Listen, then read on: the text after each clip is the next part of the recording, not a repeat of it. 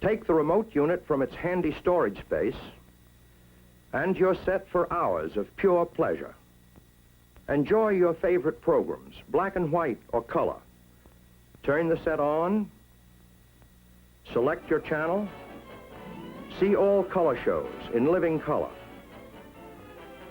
Once you've adjusted fine-tuning for each channel, you never need touch fine-tuning again, either at the set or on the remote unit.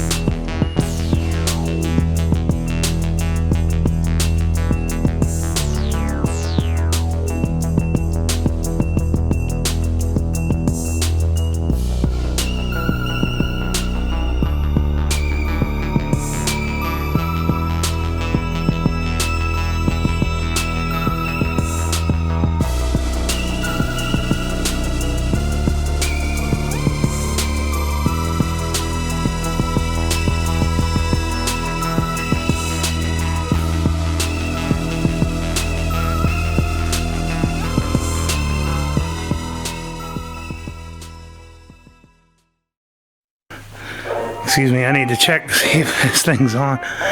Yeah, welcome to episode 11 of Low Tide. I had no intention of doing one episode so fast after the other. I spend, a lot of time, way too much time editing these things. And that's just, old habits dying hard. And this is the second take because I had forgot to turn the power strip on for the microphone, and I had already started unboxing the first box I was doing here. So just full disclosure, I haven't looked at any of the comics yet except for the top ones. But yeah, anyway, this is another, did I say this? Fuck. Did I already say this was episode 11? Yeah, I did.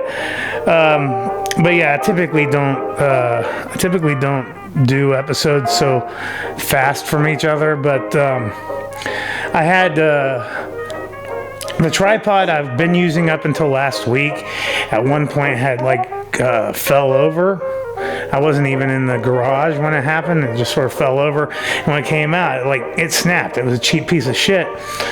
So I had gone on Prime and I got another microphone. Not another microphone. You can see I'm completely not prepared to do this today. I got another tripod.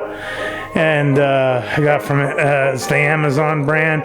Everybody was saying, it's the decent brand for the decent tripod for the money. And I got the tripod in, and when I went to go use it the other night when I was filming the Come to Daddy review, it was very clear that the microphone came broken. The head was, tilting and things like that. And let me just show you here. I might as well just do this while I'm here. Give me just a second. Okay, my viewers at home, please smile. I don't know if you can see this. Okay. I don't know if you can see it. You can see it from the picture, but I had to put this camera. I had to put the tripod. I had to stabilize it with some gaffer's tape, just simply because it was broken. So, anyway, I figured since the setup was out here, I'd go ahead and film another video and get it out of the way before I packed this up and sent it back. Because I'd already ordered.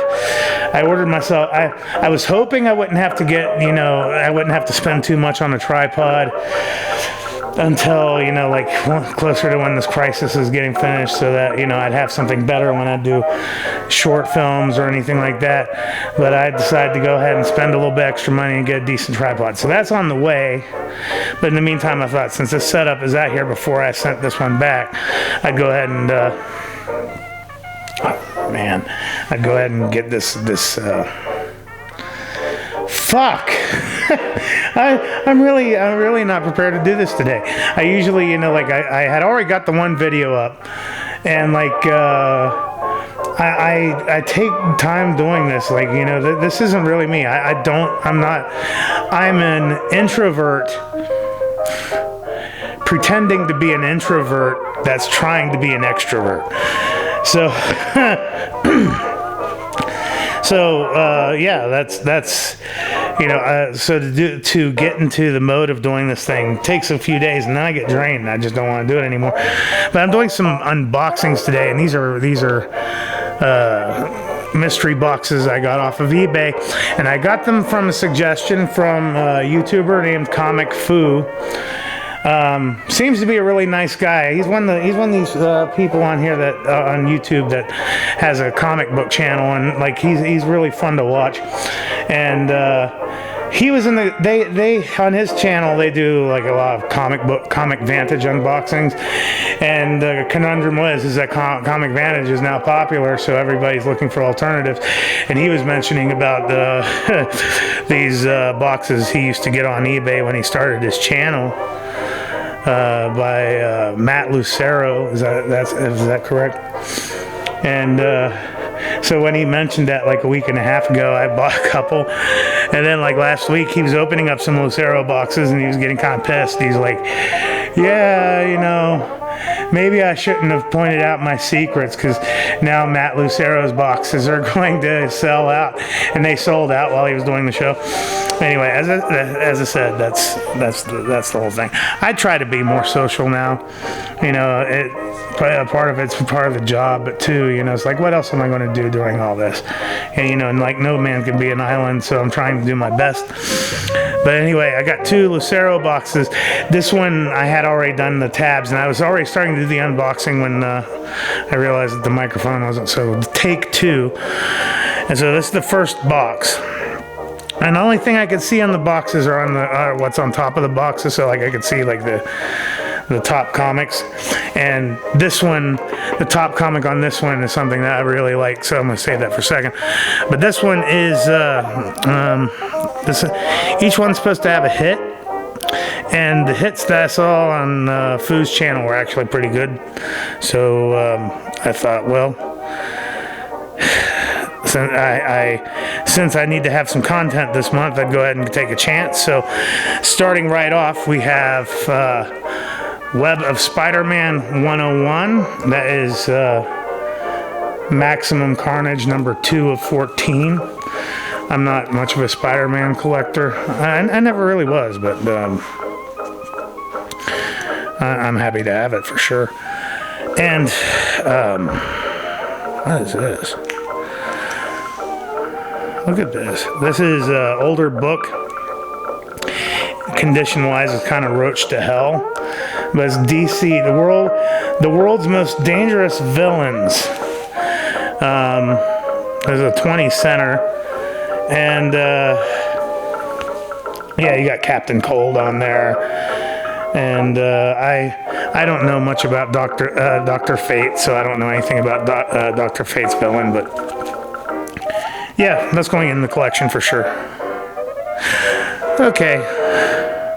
You know, just the other day I was saying to myself that I was thinking I was going to start a G.I. Joe collection. I hate licensed comics. It's really not something that I like. But I've been watching a lot of G.I. Joe lately. And, you know, when you watch this shit as a kid, I mean, like I was watching this shit live when it was coming out every day when I was a kid. So when you watch it, you know, it's like as a kid, you don't really appreciate it. But like, I've been watching it lately, and the writing on it's really good. I mean, like, it is ridiculous on on, you know, like how nobody dies. You know, it's like they had to make sure that, you know, kids didn't see any deaths. So like you see people constantly shooting at each other and nobody's getting hit, or like if a war jet gets blown up, you make sure to see the people come out with the parachutes and shit. But you know, the writing's actually really good. And like G.I. Joe, I use my memories of G.I. Joe for some of the inspiration behind my book Bad Things when it was a movie project back in the day. Like the whole concept of Destro and all that stuff, I had used them as sort of archetypes for some of my characters. So I've been watching G.I. Joe lately, so I've been thinking, why not start a G.I. Joe collection? And Matt Lucero, you started me off with number 66. So yeah, and you got Snake Eyes and Storm Shadow on the cover. So that's an odd team-up issue, so I'm going to look forward to reading that. God, enough of the... I feel like such a fucking dork. That's enough of that. Okay. Okay. I know a lot of people like the Marvel 2099 stuff. I remember when it came out in the 90s, and I was sort of take it or leave it. It just really didn't connect with me at all. But, it was all right. But I got Doom 2099 number 1. So, yeah, that'll go in the collection. I don't know if that's the first appearance, but I think it is. I think other than Spider-Man 2099, most of the first appearances came with the first issue. So, yeah. So, anyway. Okay, this is the hit. It's double boarded, so I can't see what's in it. So I got a hit here. So if we just open this up, we can actually get an idea of what I got in here. So, okay, it's Marvel. Let's see what we got here. Oh, Amazing Spider-Man 212. Oh, this is the first appearance of Hydro Man. So that's actually a pretty decent hit. As I said, I'm not much of a Spider-Man collector. In fact, I'm not a Spider-Man collector at all. It just never really was my thing. But condition of it's pretty good. Maybe a little bit of rolling on the spine. But as I said, I'm not too much of people who know my collection know I'm not too much of a stickler when it comes to condition. Oftentimes, I just like the book so I can read it. This will go in my collection. You know, I might trade it off someday or something like that. But like, that's going in my collection. I started the day off in a very shitty mood, and like I'm in a really shitty mood right now. But like the banter and the shit talk, you know, it's like I can't bring it out of me today. It just seems so matter of fact to me today. So like, excuse me if you came to see me be a jerk, but like we'll try. But I just, you know, like, you know, this is a new box from new guy. I saw him in the chat room on Foo's channel. Seems like a really nice guy. So I promise not to take a razor blade or anything to any comics like I've done in the past. So we'll just, you know, see what we got in here. So far, so good. I've gotten nothing but comics that I wouldn't keep for myself. So much like the silverback boxes, this is, you know, really good stuff. So thanks for the suggestion, Foo. You have more competition now. Anyway, I got kind of excited when I saw this the top comic on the second box, because I remember when this came out. Pinhead number 1. It's one of those, you know, foil covers. It came out in the 90s, and I had this. I don't remember anything about it, but like I remember enjoying it. It wasn't as good as the what company did those Hellraiser books? Those Hellraiser books when they first came out, because like they had those gorgeous painted covers. And they're worth a decent amount of money now. I was actually thinking about picking them up, but I remember when Marvel, this is actually Epic, it's Marvel's imprint, but I remember when that came out. So, okay. One thing I'm looking at the next one.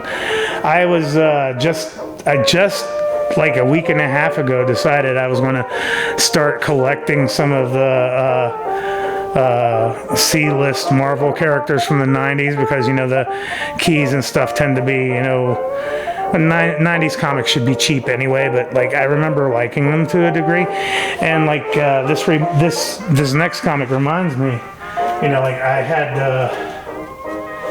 I just picked these up last week. What is this? No. Where is it? Okay, I assure you, Dark Hawk #1 is sitting right over there, and I'm not going to walk off frame for it. The Marvel Age, yeah, I got that because I was going to start a Dark Hawk. I was going to start a Dark Hawk collection, and one of the collections I was thinking about starting was Sleepwalker, and I was going to put in an order for Sleepwalker #1. So, Matt, thank you and this is a newsstand edition, so thank you very much. You had done this for me, so this is something I was actually going to buy. So, yeah, you know, dude, you've got it. You've got it going on here. Okay, Superman Adventures #1. You know, I don't know if this is did I show this? Yeah, okay. I don't know if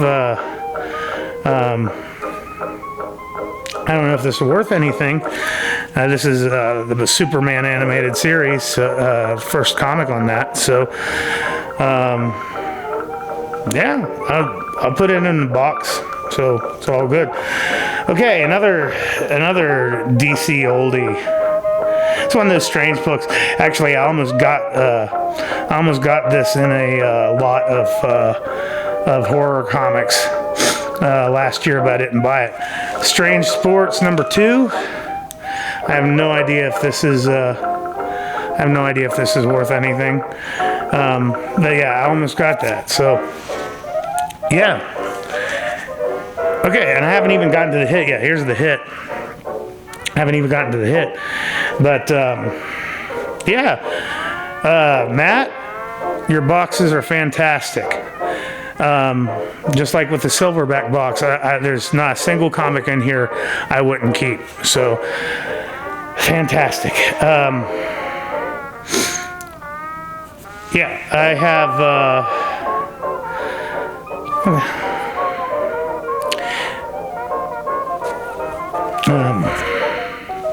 it's pretty thin. It's pretty thin. Is there not even a comic in this?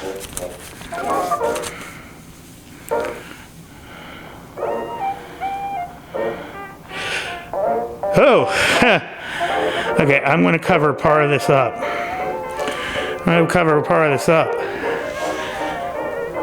Because I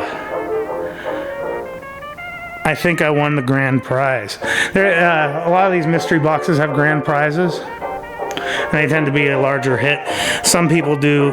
God damn, Jesus. So,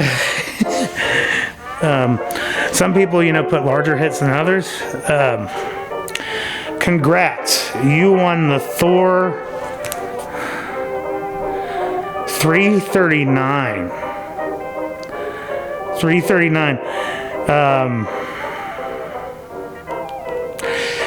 It's graded at 9.8. 339. Thor 337 is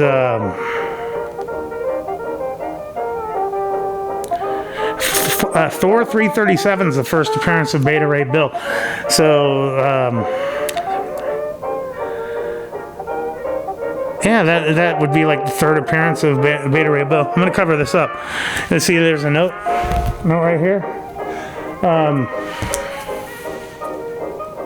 Yeah. Very cool. First time I've won something on one of these.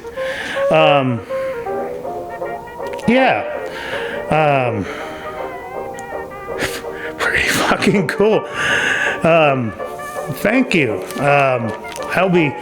I'll be emailing you before I even edit this thing. Yeah, thank you. So yeah, that was unexpected. Let me double check one thing. Okay, I got it.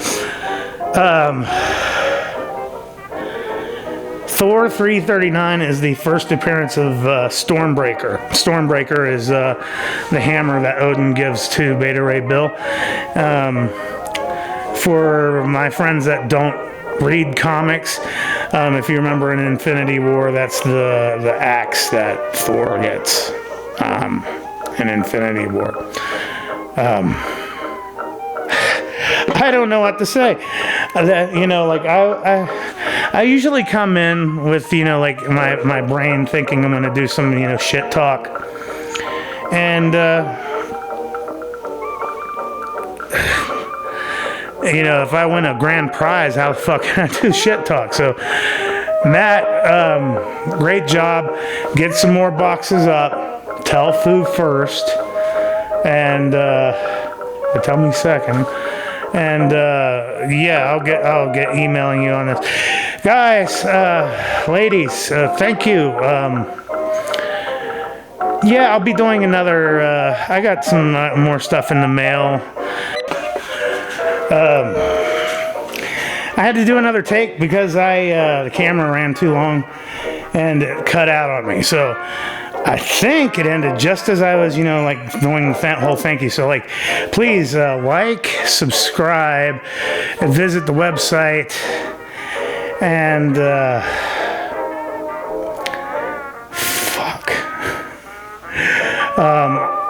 I'm out of it, guys. Thank you so much for coming by. Hopefully, the next one I'll be a bit more pissed off. See you soon.